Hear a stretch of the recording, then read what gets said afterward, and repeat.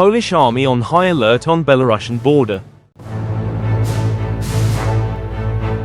Poland moved military vehicles to its eastern frontier with Belarus, just hours after Russian drones crossed into Polish airspace during the night, forcing NATO fighter jets to scramble, air defenses to activate, and airports in Warsaw to shut down temporarily. The deployment comes on the eve of the large-scale Russian-Belarusian military exercises Zapad 2025. The move followed Prime Minister Donald Tusk's announcement that Poland will invoke Article 4 of NATO's founding treaty, which calls for urgent Allied consultations when a member's security or territorial integrity is threatened. According to Tusk, at least 19 airspace violations were recorded overnight.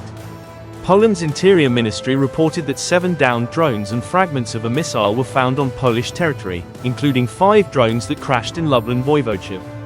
One drone struck a residential home in the village of Wyaki near the Belarusian border. Belarus, meanwhile, attempted to downplay the incident. Deputy Defense Minister Pavel Morawiecki claimed that some drones had lost their way, while others were destroyed by the Republic's air defense forces. Earlier, reports emerged that the Kremlin had been preparing for such cross-border attacks since at least July.